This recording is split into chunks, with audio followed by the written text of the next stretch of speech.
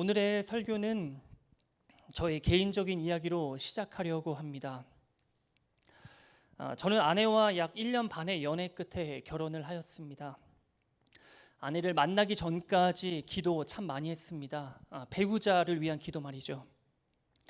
이미 목회자에 대한 소명을 받은 뒤였기 때문에 저는 무엇보다 진실되고 솔직하게 기도해야 한다고 생각했습니다. 그래서 저는 이렇게 기도했습니다. 하나님, 저는 하나님의 콜링에 순종해서 이 길을 갑니다. 목회자는 특히 조심해야 할 부분이 있는데 돈, 명예, 그리고 여자인 것 같습니다. 그래서 말인데 저는 한 여자만 바라볼 수 있게 정말 이쁜 여자를 주세요. 저는 기도의 응답을 받았을까요? 부탁드리는 것은 제 아내가 누구인지 애써 찾으려고 노력하지 않으시길 바랍니다. 적어도 저의 눈에는 좀 조신하고 또 참한 모습이 아름다웠던 것 같습니다. 감사하게도 결혼 후에 하나님께서는 저희 가정에 자녀를 허락하셨습니다. 그런데 출산하는 과정이 쉽지는 않았습니다. 아내의 작은 몸집에 비해서 아이가 너무 컸던 것이죠. 그래서 아이가 세상 밖으로 나오는 것이 너무나도 어려웠습니다. 계속 진통은 오는데 아이는 나오지를 않자 의사가 병원 복도를 계속해서 걸을 것을 요구했습니다. 진통을 참으며 아무 말 없이 계속 걷던 중에 아내는 얼마나 고통스러웠는지 잠시 멈춰서 함께 걷던 저를 빤히 쳐다봤습니다. 그리고 그렇게 참했던 아내가, 그렇게 조신했던 아내가 마치 복화술을 쓰듯 이렇게 말했습니다. 손이라도 잡아. 창세기 3장 16절에 기록된 말씀, 또 여자에게 이르시되 내가 네게 임신하는 고통을 크게 더하리니 네가 수고하고 자식을 낳을 것이며 라는 말씀이 삶으로 다가온 순간이었습니다. 다행히 아이는 건강하게 나올 수 있었고 후에 들은 이야기지만 지금의 고통이 최고조라고 생각을 했는데 잠시 뒤에 조금 더 강한 고통이 오고 그리고 이것이 끝이라고 생각했는데 잠시 뒤에 그것보다 더 큰 고통이 오고 그리고 마침내 하늘의 별이 몇 개가 보이더라 라는 그 이야기와 함께 아이가 나왔다라는 이야기 들었습니다. 분명 주변에 먼저 출산하신 분들에게 여러 가지 조언을 들었음에도 불구하고 또 마음에 준비했음에도 불구하고 직접 경험하는 것은 달랐습니다. 옆에서 지켜보던 저도 그런데 아내는 오죽했겠습니까?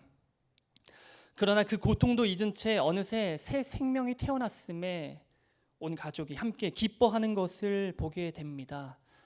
그때 저는 그 아이를 보면서 먼저는 내가 아빠라니 라는 믿을 수 없는 상황을 마주해야 했고 또 한 가지 이 아이에게 적어도 부끄럽지 않은 부모가 되고 싶다라는 생각을 했던 것이 기억이 납니다.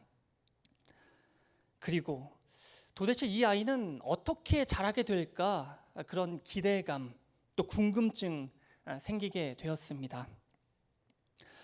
오늘의 본문은 한 남자와 한 여자가 함께 부모가 되었음을 알리며 시작을 합니다. 오늘의 본문 4장 1절의 말씀을 제가 읽어드립니다. 아담이 그의 아내 하와와 동침하매 하와가 임신하여 가인을 낳고 이르되 내가 여호와로 말미암아 득남하였다 하니라. 아멘. 하와는 인류 역사상 세계 최초 가장 처음으로 임신과 출산이라는 것을 경험했습니다. 누구처럼 먼저 경험한 그 선배분들의 이런저런 조언들, 임신은 이런 거야, 조심해야 돼, 출산할 때 이런 것들 한번 생각해 봐야 돼, 그런 조언 애초에 들을 수조차 없었습니다. 그녀가 아는 것이라곤 하나님께서 약속해 주신 것이 전부였습니다. 하나님께서 무엇을 약속하셨습니까? 또 무엇을 말씀하셨습니까? 창세기 3장 15절의 말씀, 창세기 3장 15절의 말씀 함께 읽어봤으면 좋겠습니다. 시작. 내가 너로 여자와 원수가 되게 하고 네 후손도 여자의 후손과 원수가 되게 하리니 여자의 후손은 네 머리를 상하게 할 것이요 너는 그의 팔꿈치를 상하게 할 것이니라 하시고. 아멘. 우리는 이 말씀을 잘 알고 있습니다. 여자의 후손으로 오실 예수 그리스도, 바로 예수 그리스도를 말한다는 것 다 알고 있습니다. 구원자이신 예수 그리스도께서 이 땅에 오셔서 하나님과 원수된 사단을 무너뜨리시고 죄와 사망 권세를 이기심으로 승리한다는 약속의 말씀입니다. 그래서 그녀는 기대했을 것입니다. 비록 지금은 에덴 동산을 떠나 있지만 지금껏 경험해보지 못한 그 놀라운 신비, 그 임신이라는 것을 경험하게 되면서 이제 곧 나올 이 아이가 사단의 역사를 파괴하고 우리를 다시 낙원으로 회복시켜줄 바로 그 구원자는 아닐까라는 그 기대 말이죠. 물론 하와는 그 기대감뿐만이 아니라 두려움도 있었을 것입니다. 아니, 더 많은 날들을 두려움에 휩싸여 지냈는지도 모르겠습니다. 앞서 언급한 대로 창세기 3장 16절은 하나님은 여자가 감당해야 할 해산의 고통을 말씀하셨고 이 모든 사태의 원인, 이 원인은 무엇으로부터 시작됐는지 본인이 가장 잘 알고 있었기 때문이죠. 우리가 아는 바와 같이 하나님은 모든 만물을 창조하신 뒤에 모든 열매는 다 먹을 수 있지만 단 한 가지 선과 악을 알게 하는 그 나무의 열매는 먹지 말라 금하셨습니다. 창세기 2장 17절의 말씀 제가 읽어드립니다. 선악을 알게 하는 나무의 열매는 먹지 말라. 네가 먹는 날에는 반드시 죽으리라 하시니라. 그런데 아담과 하와는 우리가 아는 바와 같이 뱀의 유혹을 이기지 못하고 그 열매를 따먹게 되죠. 그 결과 에덴 동산에서 쫓겨났으며 그 죄악이 하나님과 그들 사이를 갈라 놓았습니다. 하나님께서 말씀하신 대로 지금 당장은 아니었지만 죽음이라는 것을 곧 마주할 것이라는 그 불안감과 함께 그 순간은 반드시 온다는 것을 직감했을 것입니다. 그럼에도 불구하고 하나님께서는 구원자를 보내주실 것이라는 그 약속을 하셨기 때문에 언제인지는 모르겠지만 언제 다가올지 모르는 그 죽음의 두려움과 죄책감에 휩싸여서 그렇게 살았을 것입니다. 그렇지만 동시에 기대감도 있었을 것입니다. 그 구원자에 대한 약속 때문에 말이죠. 그렇게 아주 복잡, 미묘한 감정으로 하루를 그리고 10달을 보냈습니다. 그리고 마침내 그녀는 출산을 하였고 그녀는 이와 같이 1000마디를 떼었습니다. 1절 후반부의 말씀 제가 읽어드립니다. 내가 여호와로 말미암아 등남하였다. 우리는 이 말 중에서 여호와로 말미암아라는 말에 조금 주목해 보려고 합니다. 이 부분을 원어로 보게 되면 예트 예흐와, 예트 여호와. 그러니까 이 예트라는 말은 두 가지의 뜻이 있는데 with, 그러니까 무엇과 함께라는 뜻이 있고 두 번째로는 무엇을이라는 목적어로도 쓰입니다. 그러니까 이 말을 직역해서 보자면 먼저는 여호와와 함께 등남하였다라는 말이고 두 번째로는 무엇을, 그러니까 여호와를 등남하였다라는 말입니다. 직역한 것만 들으면 좀 이상하게 들릴지도 모르겠습니다. 그러나 앞서 설명했던 그 장황한 그 설명을 다시 한번 곰곰이 생각해 보면 이 두 가지 해석이 동시에 맞다는 것을 알게 됩니다. 이 둘 다 취할 수 있는 해석이라는 것 알 수 있습니다. 에덴 동산에서 쫓겨난 뒤에 하나님께 버림받았다는 그 생각과 엄청난 죄책감으로 하루하루를 죽음의 그 두려움 속에 살았는지도 모르겠습니다. 그러나 새로운 생명을 주심은 비록 자신을 통해 낫기는 했지만 하나님께서 함께 하시지 않으면, 주님의 도우심이 없으면 일어날 수 없는 일이기 때문에 하나님께서 함께 하심으로 말미암아 하나님의 도우심으로 말미암아 낳은 것을 고백한 것입니다. 그러니 내가 여호와로 말미암아 득남하였다라고 고백한 것이죠. 하나님께서 어쩌면 나를 버리셨을지도 모른다는 그 생각이 완전히 잘못되었다는 것을 확인하는 순간이었습니다. 뿐만 아니라 하나님께서는 창세기 3장 15절의 말씀과 같이 구원자를 약속하셨죠.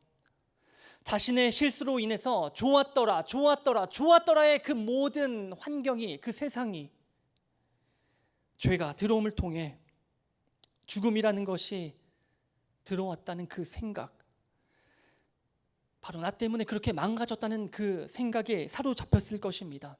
이러한 죄책감이 심하면 심할수록 그녀는 구원자를 보내신다는 그 하나님의 약속을 더욱더 간절히 붙들었을 것입니다.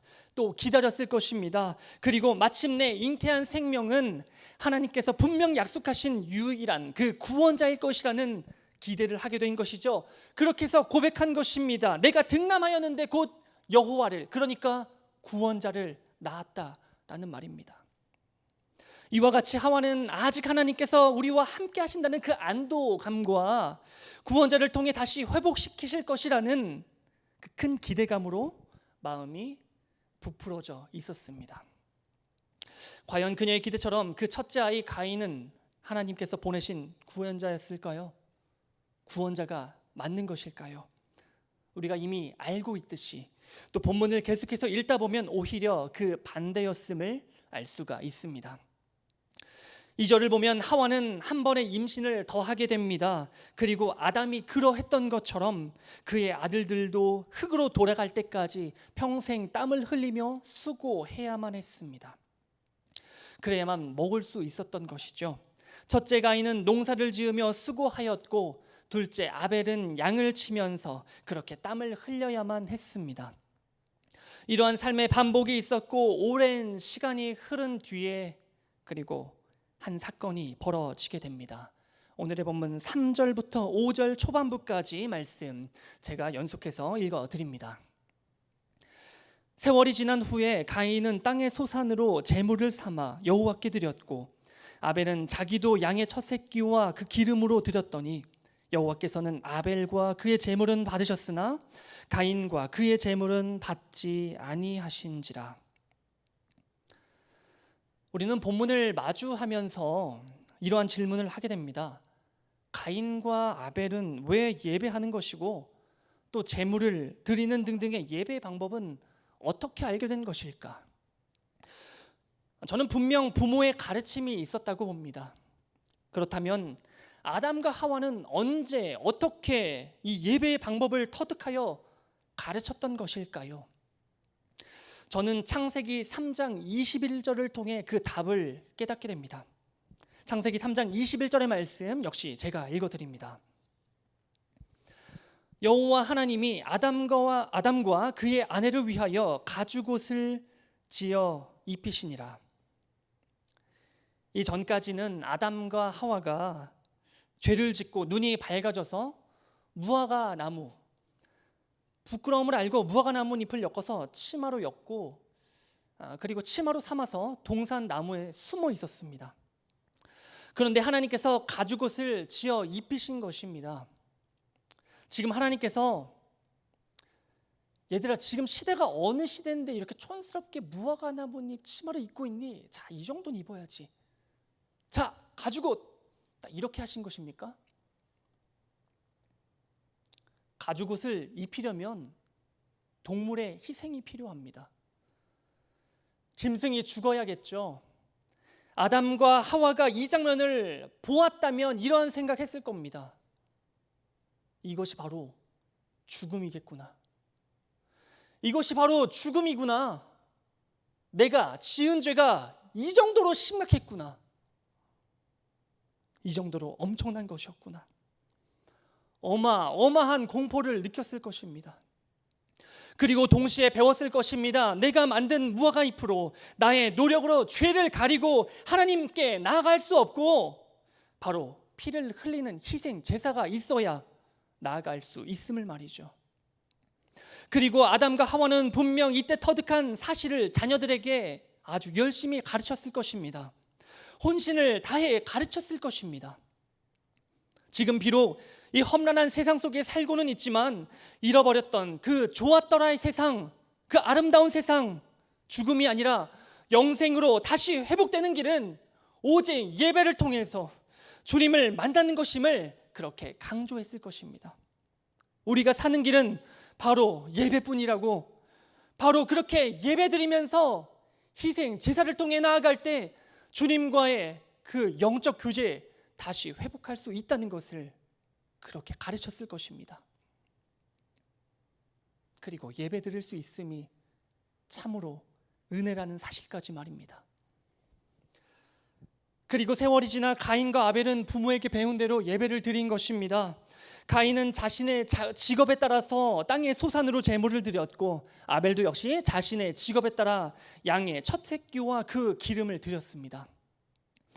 그런데 아벨의 것은 받으시고 가인의 것은 받지 않으셨습니다. 하나님은 왜 가인의 것은 받지 않으시고 왜 아벨의 것만 받으셨을까요? 가장 설득력 있는 주장은 아벨은 그 피해 제사를 드렸고 가인은 그렇지 않았다는 것입니다. 레위기 17장 11절의 말씀 역시 제가 읽어드립니다. 육체의 생명은 피에 있음이라 내가 이 피를 너희에게 주어 제단에 뿌려 너희의 생명을 위하여 속죄하게 하였나니 생명이 피에 있으므로 피가 죄를 속하느니라. 아멘. 앞서 설명한 바와 같이 하나님은 죄로 인해 부끄러워하는 하와에게 그리고 아담에게 가죽옷을 입히십니다. 동물이 피를 흘리는 희생이 있었고 그리고 그 피가 죄를 가리워준 하나님의 방법이었습니다. 그래서 양의 피를 흘린 아벨의 제사는 받으셨지만 죄를 속할 수 없는 땅의 소산으로 드린 그 가인의 것은 받지 않으신 것입니다. 특히 선악과 사건 이후에 땅이 너로 말미암아 저주를 받았다는 그 창세기 3장 17절의 그 기록이 이 주장에 더 힘을 실어주는 듯합니다. 그러나 우리에게 아직 이러한 의문이 남아 있습니다. 가인이 농사꾼이라서 농산물을 드린 건데 그럼 어쩌란 말인가? 그때도 분명 소작물보다는 양이 훨씬 비쌌을 텐데 그럼 가난한 사람은 어떡하란 말인가? 가난한 사람들은 하나님께 나가기 어렵단 말인가? 성경의 5대 제사 중에 소제는 곡식으로만 드리는 제사인데 그러면 그것은 어떻게 되는 것인가? 등등등 이런 질문이 남아 있습니다. 물론 생명이 피에 있고 피가 죄를 속한다는 그 말씀을 근거로 한 이 주장에 대해서도 저 역시 동의하는 바입니다. 그렇지만 사실 이런 의문들이 있어서인지 저 역시 100% 이겁니다 라고 말하기는 조금 주저하게 됩니다. 정확하게 성경에서 직접 말하고 있는 그 부분이 필요한 것 같습니다. 왜 아벨의 제사만 받으셨을까? 히브리서 11장 4절의 말씀을 우리 한 목소리로 읽었으면 좋겠습니다. 히브리서 11장 4절의 말씀입니다. 시작. 믿음으로 아벨은 가인보다 더 나은 제사를 하나님께 드림으로 의로운 자라 하시는 증거를 얻었으니 하나님이 그 예물에 대하여 증언하심이라. 그가 죽었으나 그 믿음으로써 지금도 말하느니라. 아멘. 성경은 하나님께서 아벨의 제사를 받으신 이유에 대해서 믿음이라고 말하고 있습니다. 아벨은 믿음의 제사를 드렸고 가인은 그렇지 못했다는 것입니다. 그럼에도 불구하고 조금 클리어하게 좀 와닿지는 않는 것 같습니다. 그렇다면 믿음은 무엇일까 한번 고민하게 됩니다. 로마서 10장 17절의 말씀인데요. 이 말씀은 제가 읽어드립니다. 그러므로 믿음은 들음에서 나며 들음은 그리스도의 말씀으로 말미암았느니라. 아멘. 믿음은 들음에서 시작이 됩니다. 쉽게 말해 아벨은 하나님께서 알려주신 예배의 방법을 들은 그대로 믿고 드린 것이고 그 예배를 반드시 받으실 것이라고 믿었고, 그러나 가인은 그것과 상관없이 자신의 방법대로 그렇게 알려주신 방법은 조금 부족한 것 같은데 라고 생각했겠죠. 그리고 자신의 방법대로 드린 것입니다. 다시 한번 말씀드립니다. 아벨은 하나님께서 알려주신 예배의 방법을 들은 그대로 예배했고 그 예배를 분명 받으신다고 믿었습니다. 그러나 가인은 그것과 상관없이 자신의 방법대로 예배를 드린 것입니다. 우리는 이 말씀 앞에 깨달을 수 있어야 하겠습니다. 지금 우리는 이 자리에 모여 함께 예배하지만 하나님께서 누구의 예배는 받으시지만 누구의 예배는 받지 않을 수도 있다는 말씀입니다. 바라는 것은 여기에 모인 그 모든 성도 한 사람 한 사람 다 주님께서 기뻐 받으시는 예배로 나아갈 수 있기를 주님의 이름으로 간절히 축복합니다. 그 방법은 믿음으로 드리는 것입니다. 쉽게 말해 하나님께서 말씀해 주신 그 방법 그대로 들은 그대로 드리는 것입니다.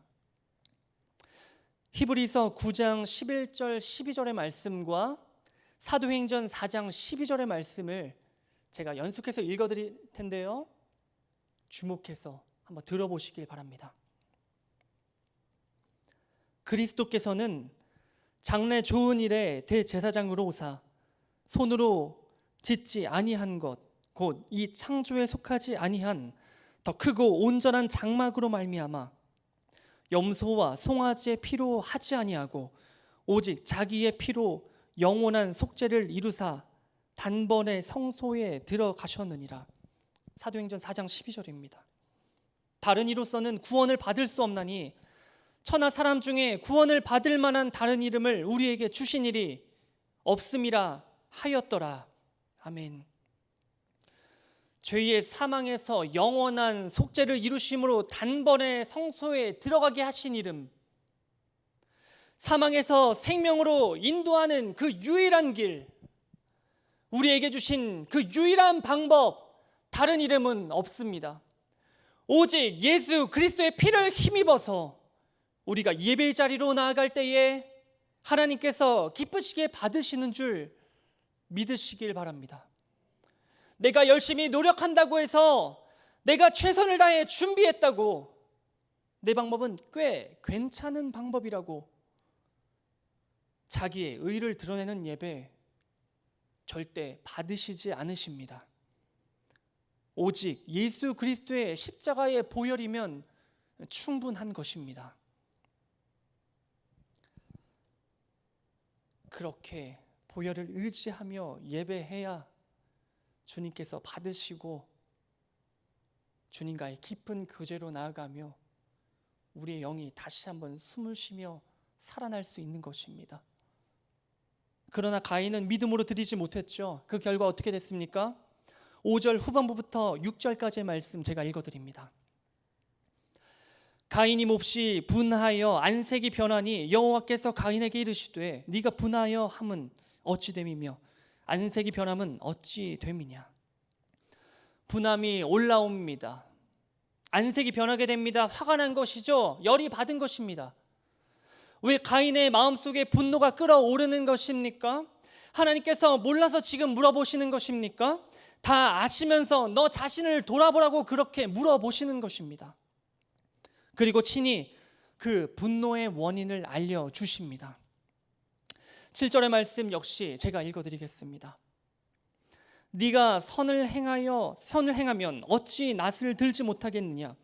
선을 행하지 아니하면 죄가 문에 엎드려 있느니라. 죄가 너를 원하나 너는 죄를 다스릴지니라. 가인의 예배는 받지 않으시고 아벨의 예배만 받으셔서 그렇게 화가 났다고요. 질투가 나서요. 기분이 나빠서요. 비교가 돼서요. 그러면 왜 질투가 나고 왜 기분이 상하고 왜 이렇게까지 열이 받은 것입니까? 그 화의 근원을 하나님께서 지적해 주십니다. 그것은 바로 죄 때문이라고 말이죠. 죄가 문에 엎드려 있다가 어느새 죄가 가인을 다스리게 되었기 때문입니다. 문에 엎드려져 있는 그 죄의 모습이 마치 뱀 같지 않습니까? 이 뱀 같은 죄가 발 뒤꿈치를 물을 것이고 종아리, 허리, 어깨, 그러다가 머리까지 집어 삼키는 것입니다. 그러다가 가인의 삶 전체를 다스리는 것이죠. 왜 이러한 현상이 벌어집니까? 본문 7절은 선을 행하지 아니하였기 때문이라고 말하고 있습니다. 그렇다면 여기서 선을 행하는 것은 무엇입니까? 착한 일을 하지 않았다는 말입니까? 하나님께서 선을 말씀하셨고 또 그것을 권하셨다면 이 말은 이미 하나님께서 그에게 선한 행동이 무엇인지 알려주셨고 그렇게 하라고 말씀하셨다는 것입니다. 그러니 하나님께서는 말씀해 주신 그 부분에 대해서 순종하지 않았다는 것을 지적하고 계신 것입니다. 그래서 이것을 적용하여서 7절 말씀을 제가 다시 한번 읽어드립니다. 혹시 7절 말씀 다시 한번 띄워주실 수 있을까요? 네가 주의 말씀을 순종했으면 어찌 낯을 들지 못하겠느냐? 순종하지 아니하면 죄가 문에 엎드려 있느니라. 죄가 너를 원하나 너는 죄를 다스릴지니라. 주의 말씀에 순종하지 않는 삶은 결국 죄가 다스리는 삶으로 서서히 이어지게 되어 있습니다. 여러분의 삶은 주의 말씀이 다스리는 삶입니까? 아니면 죄가 다스리는 삶입니까? 혹시 요즘 여러분의 삶에서 자주 화가 나고 분노가 치밀어 오르고 나도 모르게 안색이 바뀐다면 한번 심각하게 이 질문 앞에서 정직하게 대답해 봐야 할 것입니다. 그리고 기억해야 합니다. 주의 말씀에 순종하지 않는 것이 죄가 다스리는 삶으로 이어지게 된다면 주의 말씀의 순종함이 우리의 분노와 화를 그리고 죄를 다스릴 수 있는 가장 좋은 방법이라는 사실을 말입니다. 하나님의 방법을 믿을 수 없어서, 하나님의 말씀을 믿을 수 없어서 들은 대로 하지 않고, 다시 말해 십자가의 그 보혈의 은혜를 붙잡지 않아서 예배에 실패하게 되면 주의 말씀에 순종하지 않음으로 이어지게 되어지고 그 삶은 결국 죄가 다스려서 최악의 결과로 이어진다는 사실입니다. 8절의 말씀 제가 읽어드립니다. 가인이 그의 아우 아벨에게 말하고 그들이 들에 있을 때에 가인이 그의 아우 아벨을 쳐 죽이니라. 여기서 가인이 그의 아우 아벨에게 말하고 기록이 되어 있는데 이 부분을 공동 번역으로 살펴보면 무엇을 말했는지도 기록이 되어 있습니다. 공동 번역을 보게 되면 들로 가자고 꿰어서 데리고 갔다라고 기록을 합니다. 충동적으로 한 것이 아니라 계획적으로 준비하고 저지른 살인입니다. 정말 죄가 다스리는 삶임이 증명되는 순간입니다. 이와 같이 예배에 성공하지 못함이 얼마나 비참한 삶의 결과로 이어지는지를 보여주는 것이 바로 오늘 우리에게 주시는 메시지입니다. 말씀을 정리해 보겠습니다. 진통을 통해 아이를 출산했던 하와의 첫 마디는 내가 여호와로 말미암아 등남하였다입니다. 여전히 하나님께서 함께 하심에 감사하는 그 표현이었고, 부모라면 누구나 그 자녀에 대한 기대가 있듯이 이 아이가 어쩌면 하나님께서 보내신 약속하신 죄와 사망에서 다시 생명으로 회복시켜줄 그 구원자일지도 모른다는 그 기대감에 비롯하여서 한 말이었습니다. 그러나 그는 살리는 사람이 아니라 살인하는 사람이었습니다. 왜 이렇게 되었습니까? 그의 삶이 죄가 다스리고 있었기 때문입니다. 주의 말씀을 믿지 못한 결과였고 그 말씀에 순종하지 못한 결과였습니다. 하나님의 방법이 아닌 자신의 방법과 자신의 의를 선택한 결과였습니다. 다시 말해 유일한 하나님과의 교제이며 회복인 그 예배에서 실패한 것이 원인이 되었습니다. 우리가 왜 예배에 성공해야 하는지, 그리고 그 방법 왜 주의 보혈을 의지하며 나가야 되는지, 그 십자가의 은혜를 생각해야 되는지 그 중요성을 깨닫게 하는 말씀이었습니다. 우리의 예배와 삶을 한번 돌아보기 원합니다. 하나님께서 가르쳐 주신 유일한 방법, 예수 그리스도 십자가의 보혈이 이곳에 있습니까? 아니면 나의 만족과 유익, 노력 그리고 그 무언가가 드러나고 있습니까? 하나님께서 받으시는 예배가 되기 위해서 간절히 십자가의 은혜를 붙들면서 우리는 예배하고 있습니까? 아니면 받아도 그만, 안 받아도 그만, 그저 형식적인 예배, 습관적인 예배 드리고 계십니까? 예수 그리스도의 십자가의 은혜를 붙드심으로 오늘의 예배가, 그리고 매일의 예배가 성공할 수 있기를 다시 한번 축복합니다. 그리고 들려진 그 말씀을 우리의 삶 속에서 순종할 수 있기를 또한 원합니다. 죄가 다스리는 삶이 되어서 매 순간 분하고 안색이 변하고 화내는 것이 아니라 말씀이 다스려지는 그 삶을 통하여서 에덴 동산의 그 좋았더라의 삶이 다시 회복될 수 있기를 소망합니다. 영원한 생명을 허락하신 그 구원의 기쁨을 다시 누리는 삶으로 우리 회복하십시다.